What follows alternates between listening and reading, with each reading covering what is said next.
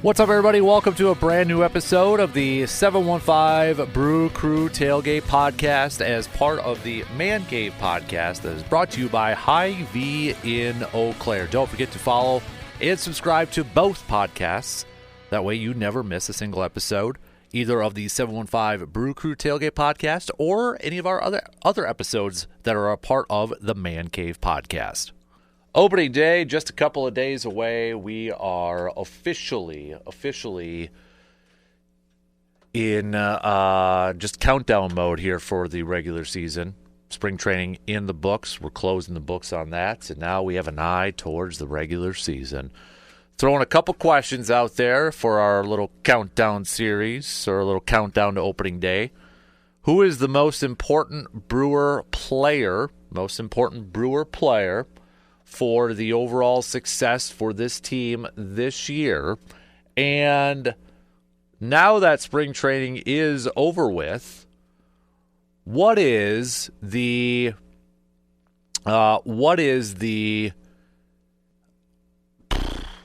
biggest question?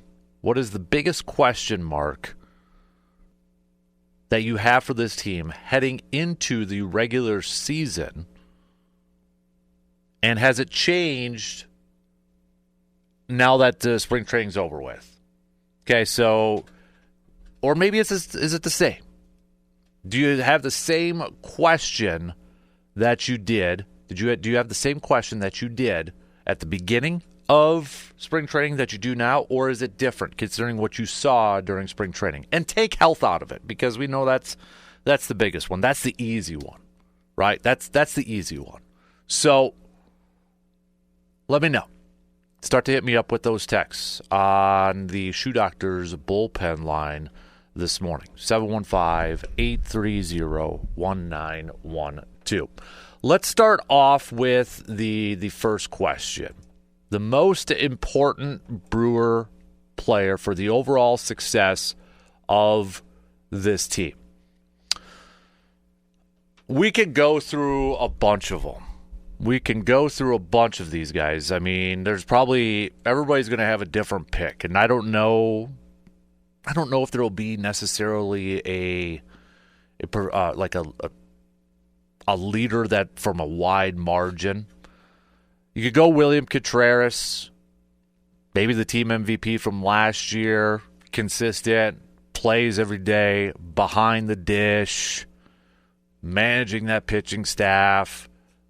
I think the best catcher in Major League Baseball. If he's not one, he's easily in the top three. You could easily go with that pick, and I wouldn't argue with that. You could go with Jackson Chourio, the youngster. I'm sure a lot of people would go with that one too. You could go with a pitcher on the staff. Maybe it's Freddie Peralta. Can he take the next step in potentially being the guy, a number one starter in this for this team, and a number one starter in Major League Baseball? Can he be an all-star again? Is it somebody out of the bullpen? I mean, there's a bunch of different picks you can go here, and I wouldn't argue with any of them. But if I had to put one for the overall success of this team, I might have to go. I'm leaning towards Christian Yelich. I'm leaning towards Christian Yelich because when we look at the and I'm basing it mostly on his offense, because I think we have got to we got to see the offense pick up from Christian Yelich where he left off last year, being an offensive threat in the middle of that lineup. I mean, before he got hurt, it was like, oh my gosh, we're getting glimpses of Yelich from 18-19, those MVP seasons from Christian Yelich. It's like, this is the Yelich that we have been missing for the last few years. And then, he's an all-star, he's a starter in the all-star game, and then the back injury, and it ends the season. Now you look at this team, and it's like, no Willy Adames, so you lose your power bat. You look at they really didn't replace it. Right? I mean, they didn't make any offseason moves as like, okay, we lost that power bat. We're going to insert, sign this guy, bring this guy. He's going to fill that void. They really didn't do that. They're counting on their guys a lot of the guys that are coming back from last year to help fill that void, whether it's a Garrett Mitchell, whether it's a Rhys Hoskins, and then it's Christian Yelich. So I look at that as, I think, if Yelich could pick up where he left off last year and provide that power, provide that threat in the middle of the lineup, that to me is going to be a big factor in this, because if he is going to be a guy that's going to hit around 300, over 300, and be a threat at the plate, that is going to be such a huge boost for this team. Because, and we'll get to the second part here in just a second, what's the biggest question heading into the season. And I think, I don't want to speak for everybody, but I think quite a few Brewers fans are going to pick, biggest question is still offense, maybe. Where is the offense going to come? Who is going to be the offensive leader of this team? And Christian Yelich can answer a lot of those questions if he's the guy that we saw last year before he got hurt. If he goes down again, or he misses extended periods, that's a huge loss in terms of the lineup, in terms of the offensive lineup. So I look at him as, for me, just by as slimmest of margins right now, I think he is, if I had to pick somebody as the most important Brewer player for the overall success of this team, I'm still going to go with Christian Yelich, because his offense is so important for this team to fill in the void left by Willy Adames. If he could pick up where he left off last year in terms of the production he was doing at the plate last year, that would be such a big boost for this team. Because, yes, we're counting on a lot for Garrett Mitchell, but it's still a little bit unknown. We're counting on a lot for Jackson Chourio. He just turned 21. The bar is so high with this kid. We're going to set some super, super, super high expectations for him. Contreras, definitely up there. Contreras would be a very close second for me because of the other stuff that he does. He's a great offensive hitting catcher, but the other stuff of what he does behind the dish and managing that pitching staff, he's up there too. I don't know what type of offensive production we're going to get from Joey Ortiz this year. I know he hit well in spring training, but still a little bit unknown. Is Bryce Terang going to continue to do what he did last year at that leadoff spot and steal bases? What are we going to get for Vinny Capra and Oliver Dunn in that rotation over there? We're counting on a lot from these younger players, or from these guys who have been in the league for a year, a couple of years. Sal Frelick mixed in there too. What are we going to get from Sal Frelick? Dude beefed up. He had some muscle this offseason. A lot of these younger guys hit well in spring training. However, can that translate? Can that move into the regular season? If everybody's healthy, if we made everything equal and everybody's healthy, and if we ask the question, which player do you have the most confidence in from an offensive standpoint, like you had to place a bet, it's like, okay, this is the guy I think is going to be more consistent offensively throughout the season. It's probably going to be like Contreras and maybe even Yelich up there. Even Rhys Hoskins, a veteran up there. But what, are we going to get a better Rhys Hoskins this year than what we got last year? Are we going to get that power from Rhys Hoskins this year? Coming off of last year, he was a year removed from his ACL injury, but still maybe a little bit of an unknown. So you look at Yelich, and I think you do have to factor in, okay, the dude is being paid all that money to be the best player on this team.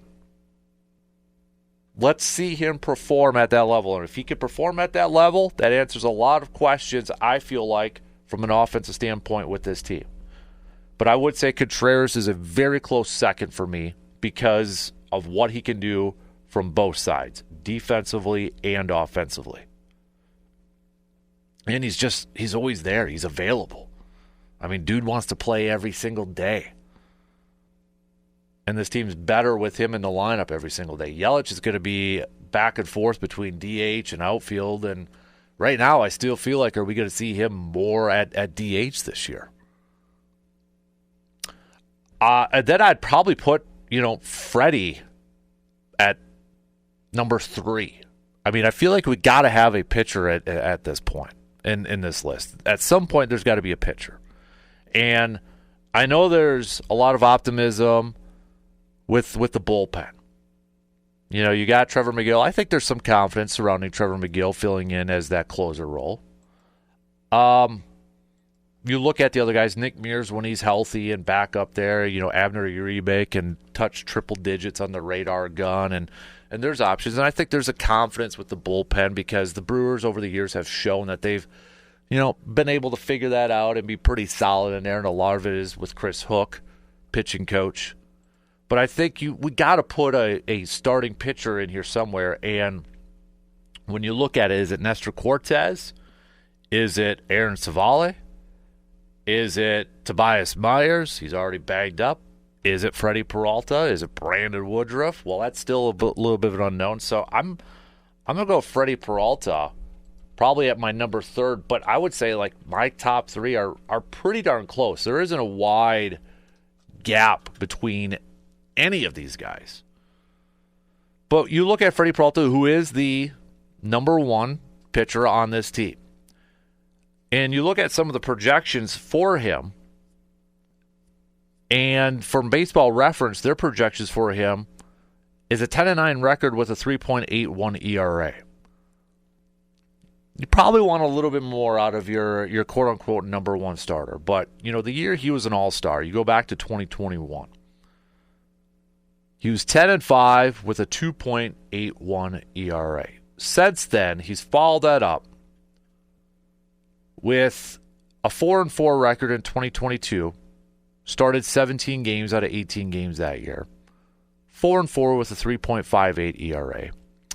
2023, started 30 games, pitched in 30 games.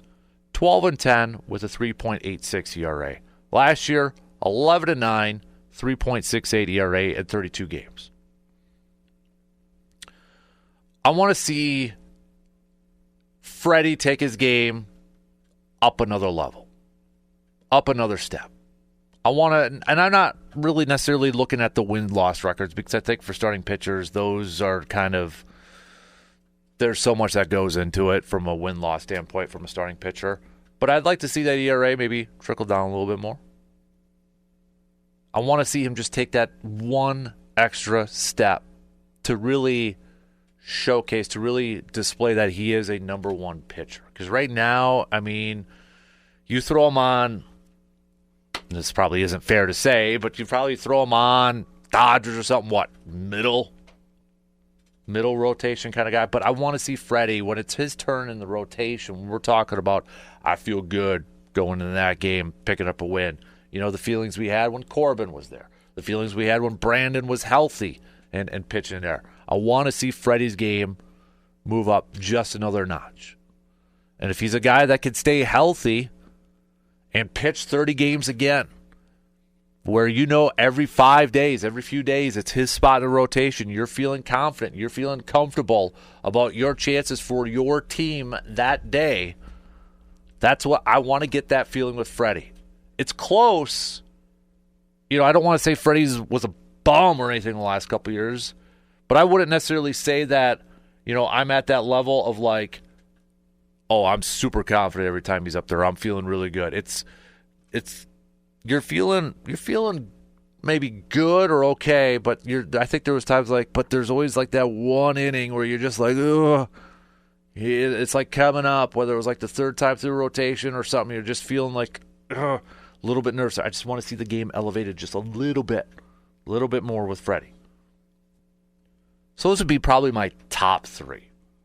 But again, you could throw in I think it's got to be Rhys Hoskins because he's got to be the guy that ups up the power game. Okay, it's Jackson Chourio because he is the best player on this team, and if he misses any time, especially from his bat, this team's going to be in trouble. Yeah, good points. So there's I think a bunch of different guys that we could throw into this conversation. But my 3, I'm going to go, and they're again separated by the slimmest of margins. I'm going to go Yelly, I'm going to go Contreras, and I'm going to go Freddie.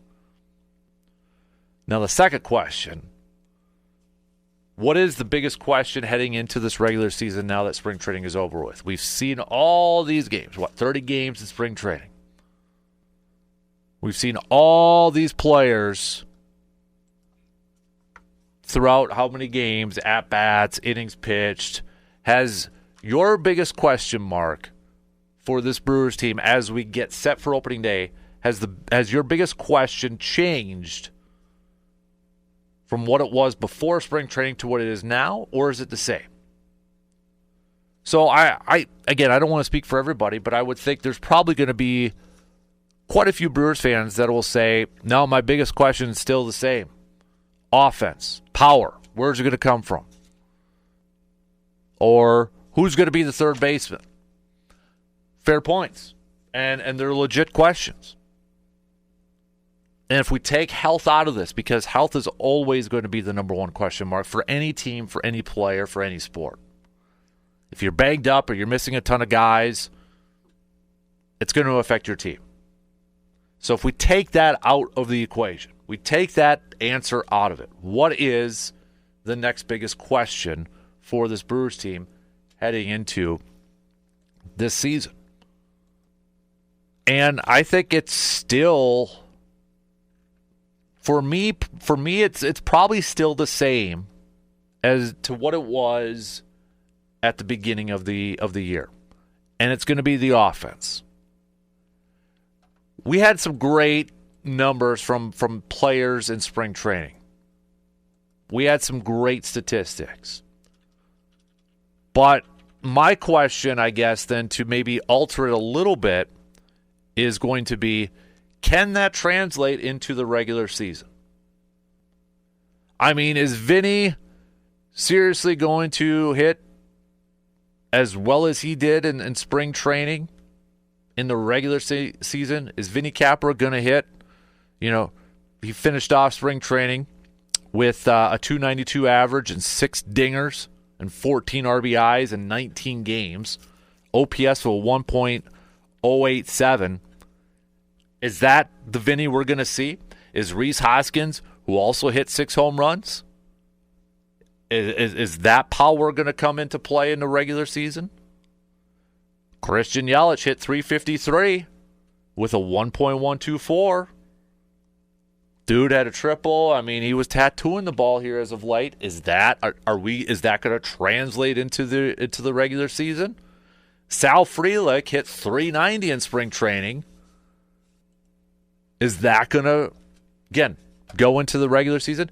The dude's not going to hit 390, but is he going to be a high 200, like 280? Is he going to up that to a 290? Could he get to 300? 275? And we could go Garrett Mitchell. Obviously, Jackson Trio's probably not going to hit 469 in the regular season. That'd be flipping sweet. Joey Ortiz probably not going to hit 341 like he did in spring training. Obviously, we're all hoping they do. But it's still offense for me. So we had good individual performances in spring training. There's no question about it. But how much of that will go into the regular season? Contreras finishes with a 444 average. I think, again, if you pulled a lot of Brewers fans, okay, with all these great averages that we saw in spring training or these great OPSs that we saw in spring training from some of these guys, who's the guy that you have the most confidence in that is going to transition into the regular season and still continue to hit well? It's probably going to be Contreras for a lot of people. And then, honestly, Chirio's probably going to be up there for a lot of people too. Even though he just turned 21, he's entering his second year. But it's still going to be a big question mark for me because there's just not a big enough sample size in the regular season for some of these younger guys, like a Frelick, like a Mitchell, like an Ortiz, like a Turang. But I'll tell you what, if these guys continue to hit as well as they did in spring training into the regular season for a big chunk, for a majority part of the regular season, then it answers the offensive question. But right now, for me, that is still the number one question mark I have for this team. And yeah, you can look at starting pitching too. We talked about Freddie. What version of Freddie are we going to get? What is Nestor Cortez going to provide? I mean, if I'm Nestor Cortez, I'm looking at this season as an opportunity to make a lot of cash. And impending free agents. Had a little frustration at the end of last year with the Yankees. I'm looking at this as an opportunity that if I go out there and I pitch incredibly well this year, I can make a boatload of cash next year. Brandon Woodruff. What's going to be of him? That is a huge question mark heading into this. You know, we began spring training by not knowing how he was going to look or how what he was going to be able to do. And from all accounts in spring training, he has hit a lot of benchmarks. He has hit a lot of goals. He has done a lot of really, really good things. But when we do see him in the regular season, is it going to be coming out of the pen? Is it going to be a relief pitcher? Is it going to be a starter? And if he is a starter, how effective is he going to be? So, yeah, you can definitely go pitchers. And, bullpen, all right, is McGill going to fill in adequately for Devin Williams? We got to see it a little bit last year when Devin Williams went through the back injury. How does the rest of the bullpen shake out? Are they going to be a plus staff when it comes to the bullpen, like we've kind of been accustomed to when it comes to the Brewers the last few years? So there's definitely some other questions out there. But I think for me, it's still going to be the offense.